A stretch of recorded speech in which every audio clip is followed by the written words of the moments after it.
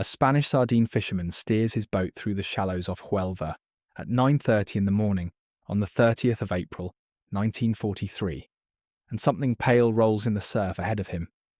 It is a body, dressed in the uniform of a Royal Marines officer, a life jacket still strapped across the chest. A black leather case is chained to the wrist. The fisherman does not know it yet, but he has just found the single most important piece of luggage in the entire Second World War. He hauls the body towards the shore and calls for help. Spanish soldiers wade in, lift the corpse onto the sand, and notice the briefcase glinting at the wrist. Inside the breast pocket, when officers later search it, they find identity papers naming the dead man as Captain, Acting Major, William Martin of the Royal Marines. There are love letters folded soft from handling, a photograph of a fiancée named Pam, a receipt from a London tailor, an overdraft notice from his bank, and 2 theatre ticket stubs.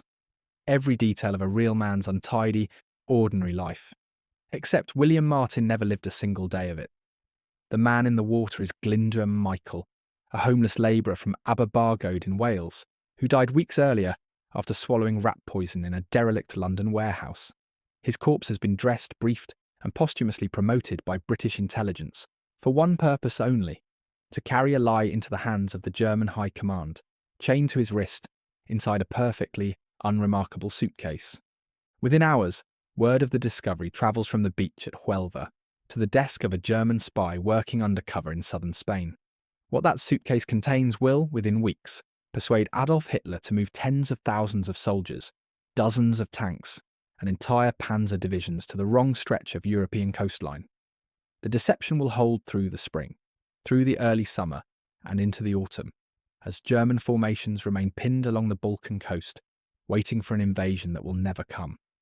This is the story of how a dead vagrant and a cheap briefcase did more to win a campaign than entire armies.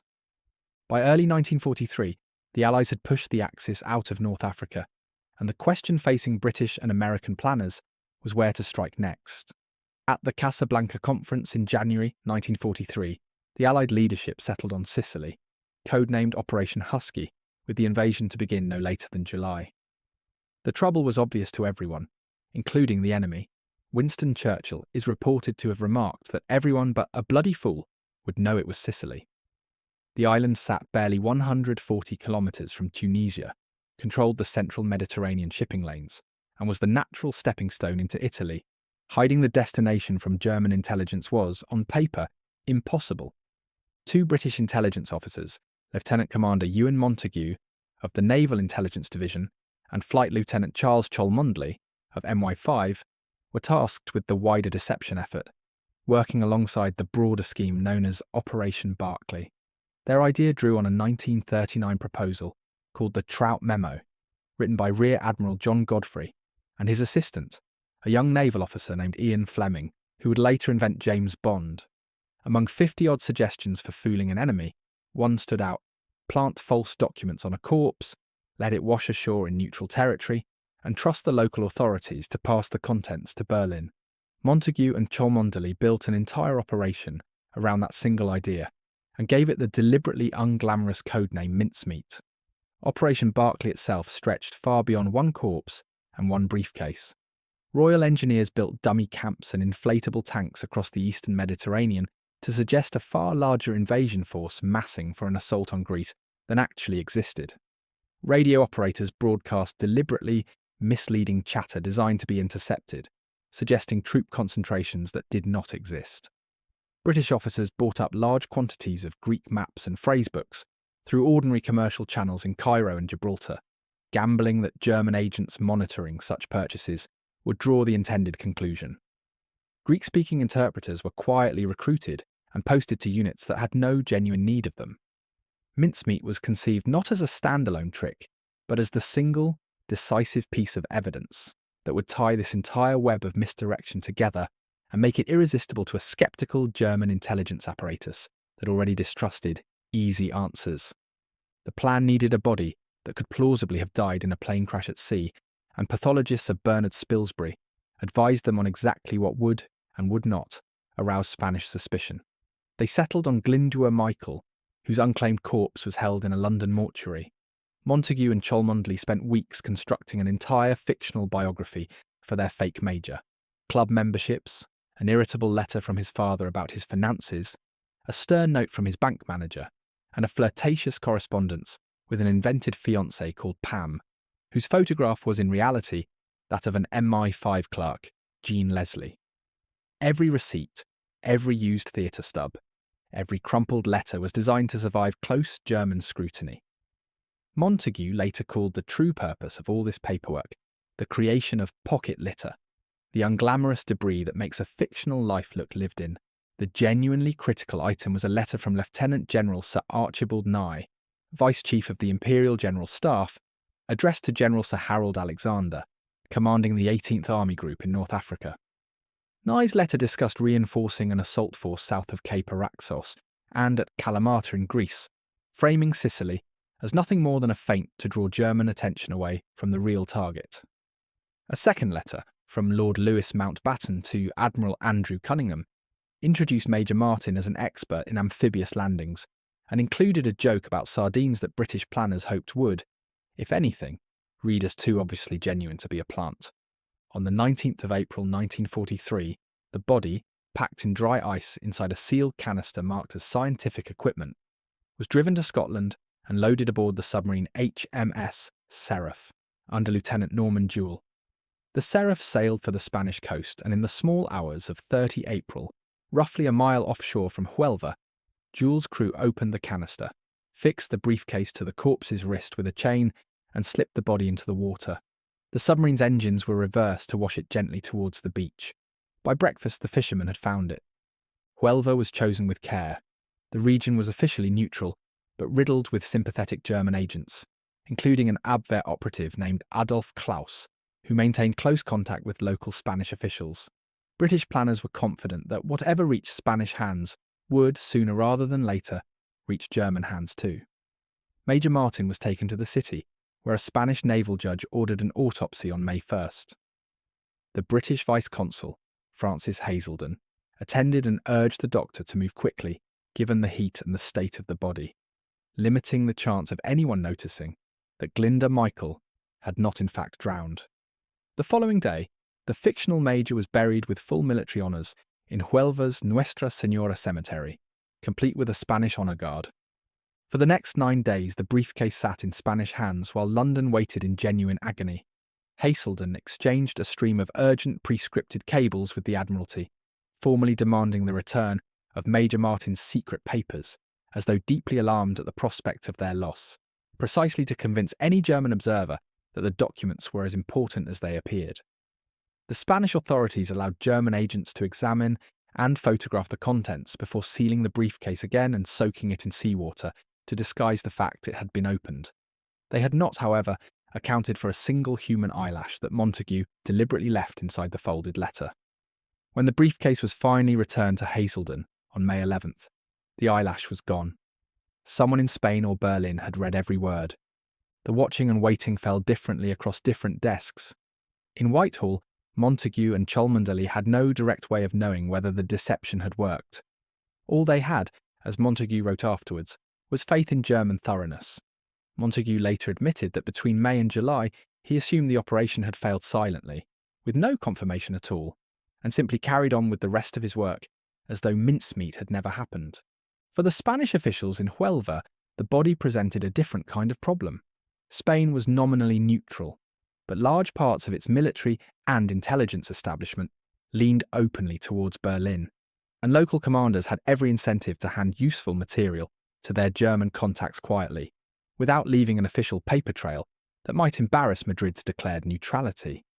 The naval judge who examined Major Martin's papers, the officers who oversaw his funeral, and the local administrators who fielded Hazelden's increasingly urgent cables were all navigating the same balancing act: appear correct and procedurally proper to the British, while making sure nothing of value was lost to the Germans waiting in the wings.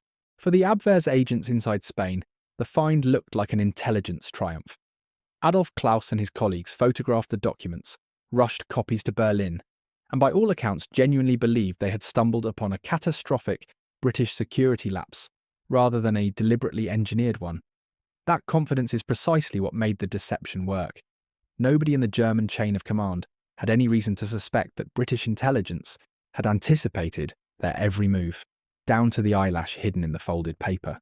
At Bletchley Park, code breakers working the Ultra program were quietly reading German signals traffic, and on 14th May, they intercepted and decrypted a message confirming that German intelligence believed an invasion of the Balkans, with a feint towards the Dodecanese, was coming. A telegram went from Brigadier Leslie Hollis to Churchill, then travelling in the United States, with words that became famous within British intelligence circles. Mincemeat had been swallowed whole. In Berlin, the reaction was immediate and dramatic.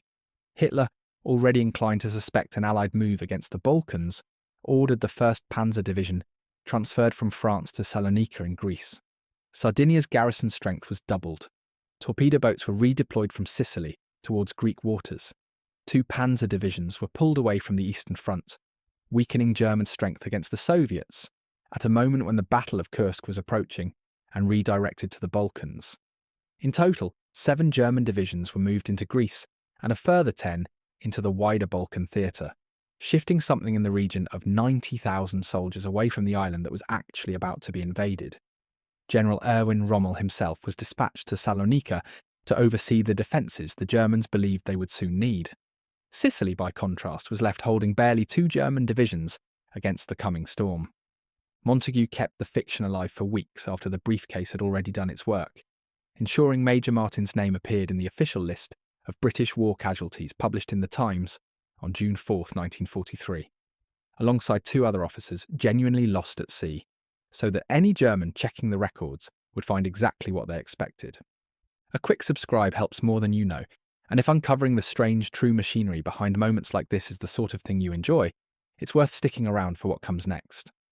On July 9, 1943, Allied forces launched Operation Husky, the invasion of Sicily, against defences thinned by months of misdirected German planning. British planners had braced for roughly 10,000 casualties in the first week alone. The true figure came in at a fraction of that estimate, closer to 1/7. The Royal Navy had expected to lose as many as 300 vessels in the landings. The actual toll was 12. The campaign that intelligence officers had projected might take up to 90 days to complete instead concluded in just 38, with Sicily fully in Allied hands by August 17, 1943. It was not a clean or instant collapse for the Germans once the landings began. For roughly the first 2 days of the invasion, parts of the German command still treated Sicily as the expected diversion, holding reinforcements back from the island in case the genuine assault still lay ahead in Greece. Only once Allied troops were unmistakably consolidating across Sicilian beaches did that confidence crack. Even then, redeploying divisions already dug into positions across Greece, Sardinia, and the Balkans was not the work of days. Armoured units, supply lines, and coastal garrisons that had been rebuilt around a phantom invasion could not simply reverse course overnight. Many of the formations Hitler had shifted east in the spring remained tied down in the Balkans through the summer and into the autumn of 1943, kept in place as much by ongoing partisan activity in Greece and Yugoslavia as by any lingering fear of a second Allied feint.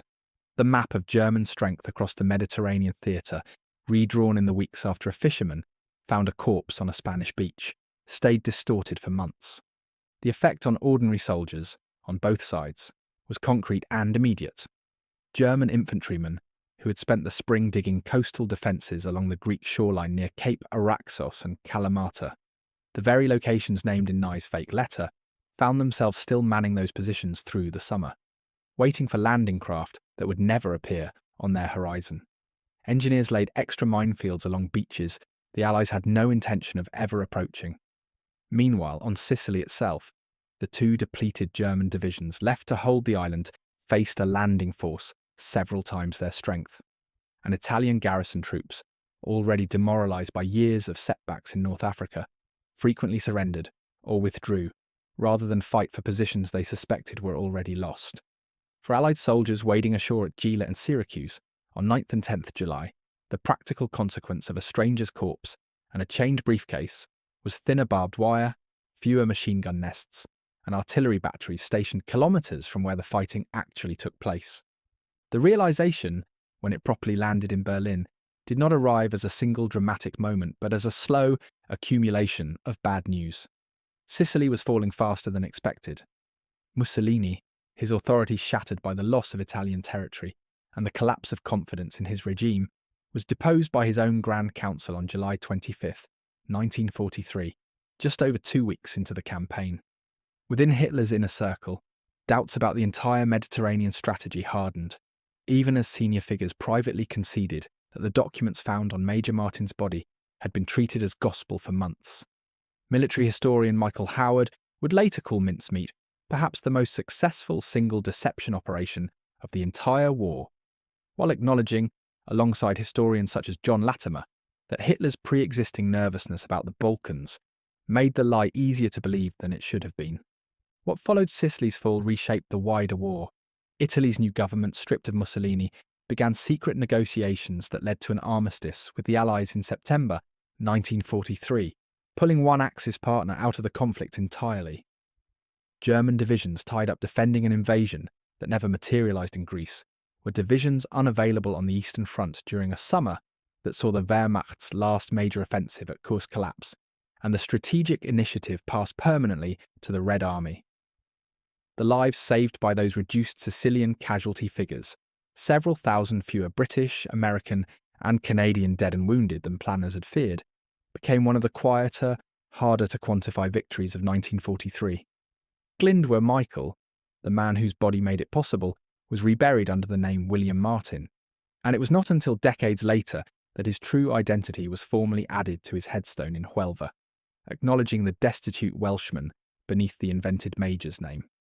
Today, the cemetery in Huelva still holds that grave, the inscription now naming both the fiction and the man. A black leather case much like the one chained to a dead stranger's wrist sits in the collection of London's Imperial War Museum, alongside the original letters, the photograph of an invented fiancé, and the cables that tracked 9 anxious days of waiting. The fisherman who found the body on a quiet April morning could not have known he was the first link in a chain that, by the time German formations finally began grinding their way back towards the real fighting, had kept Hitler's generals chasing a phantom invasion for half a year. It remains one of history's strangest reminders that wars are not always won by the side with more soldiers, more tanks or more ships, but sometimes by the side willing to bury a stranger with full military honours and trust a suitcase to do the rest.